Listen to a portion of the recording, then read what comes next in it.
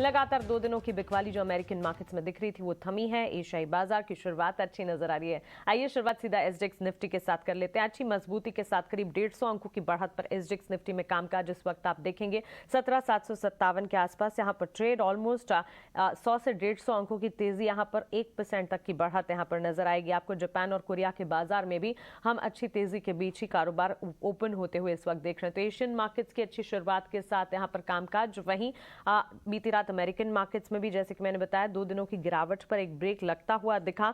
दिन के निचले स्तरों पर जरूर डाउन ने एक बार कारोबार किया, लेकिन वहां से फिर 450 अंकों से ज्यादा की बढ़त डाउन ने देखी। काफी अच्छा रिस्पॉन्स यहां पर नजर आया। टेक्नोलॉजी हैवी काउंटर्स में भी एक्शन लगातार था, इसी के चलते नैस्डैक में भी उछाल था और एसएनपी में भी अच्छी मजबूती के बीच ही ट्रेड्स क्लोज होते हुए नजर आए। हरे निशान के साथ अमेरिकन मार्केट्स में कामकाज।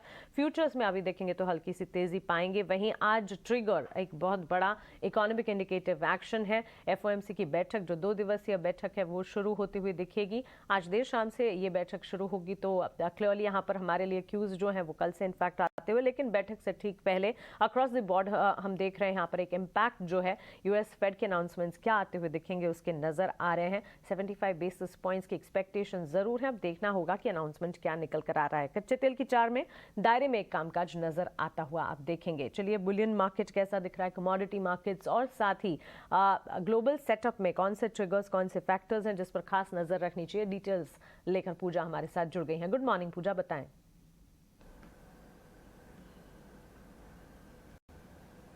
Good morning Mansi.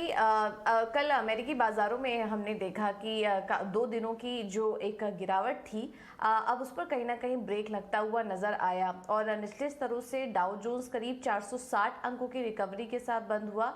वहीं S&P 500 और नैस्डैक में अगर इंडेक्स देखेंगे तो वो भी अपने ऊपरी स्तर पर बंद हुए हैं। S&P 500 में हमने देखा कि कल 11 में से 9 सेक्टर जो थे वो हरे निशान में बंद हुए थे। अब नज़र है यूएस फेड की बैठक पर जो कि आज से शुरू होने वाली है और उसके पहले दुनिया भर के जो बाजार थे वो संभलते हुए नजर आए। ऐसा ही कुछ ट्रेंड हमने यूरोप के बाजारों में भी देखा।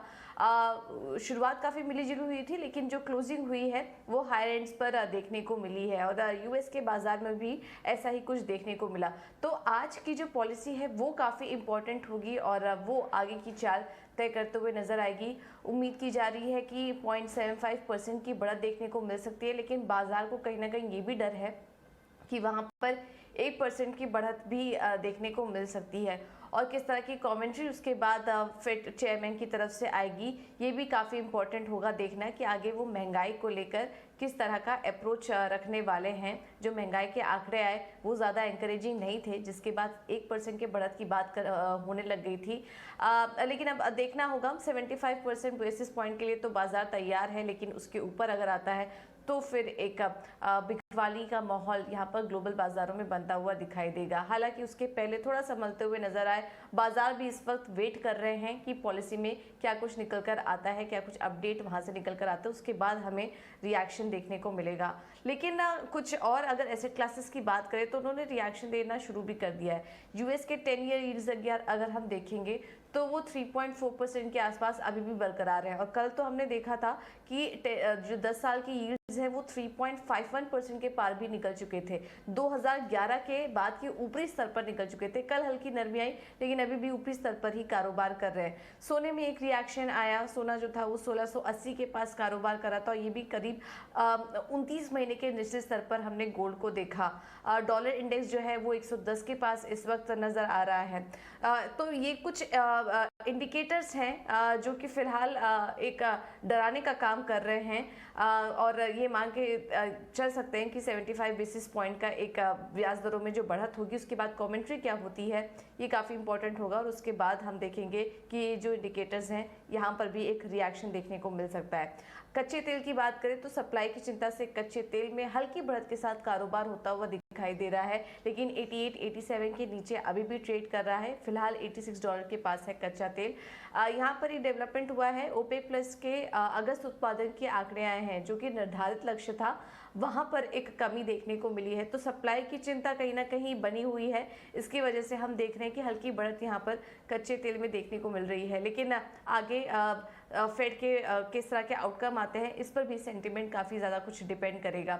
तो ओवरऑल अभी बाजार संभले हुए हैं। एशियाई बाजारों की शुरुआत भी काफ़ी अच्छी दिखाई दे रही है फिलहाल, लेकिन अब नज़र है कि यूएस फेड की तरफ से किस तरह का आउटकम निकल कर आता है। ग्लोबल सेटअप हमें बताने के लिए तो क्लियरली एफओएमसी की बैठक का पर अब सारी नजरें टिकी होंगी। 75 बेसिस पॉइंट्स एक्सपेक्टेड है, लेकिन कमेंट्री क्या आती है इस पर खास तौर से नजर रखनी होगी। और इस वक्त अगर ग्लोबल सेटअप को देखेंगे, ग्लोबल सेटअप फिलहाल तो पॉजिटिव नजर आते हैं। और कल का ट्रेडिंग सेशन भारतीय बाजार का भी आपको याद होगा, शुरुआत में थोड़ी सी कमजोरी, उसके बाद जो दमदार परफॉर्मेंस दिखी और आज ये ग्लोबल सेटअप से सपोर्ट मिलना भारतीय बाजार के लिए काफी पॉजिटिव साबित हो सकता है। लेकिन चलिए आगे बढ़ते हैं और अब जान लेते हैं कि संस्थागत निवेशकों ने कल के कारोबारी सत्र में क्या किया। यहां से भी एक्शन पॉजिटिव है क्योंकि एफआईआईज की खरीदारी जो है वो वापस लौटती हुई दिखी। 3 दिनों में बिकवाली का आंकड़ा हमने देखे, यहाँ पर 3 डेज सेलिंग के बाद आप वापस देखेंगे कल कैश मार्केट में करीब 312 करोड़ की खरीदारी एफआईआईज की तरफ से आती हुई दिखी। हालांकि डीआईएस ने करीब 100 करोड़ की बिकवाली भी कैश मार्केट में की। और वायदा बाजार की अगर आप बात करेंगे 1173 करोड़ की खरीदारी इंडेक्स फ्यूचर्स में एफआईआईज की तरफ से आती दिखी। वहीं 4234 करोड़ की बिकवाली इंडेक्स ऑप्शंस में एफआईआईज की तरफ से हमने देखी है। तो एफआईआईज की कैश मार्केट में बाइंग के फिगर को यहाँ पर ध्यान में रखते हुए as a positive after 3 days of selling हम देख रहे हैं। चलिए आगे बढ़ते हैं और अब जानते हैं कि आज के लिए स्ट्रैटेजी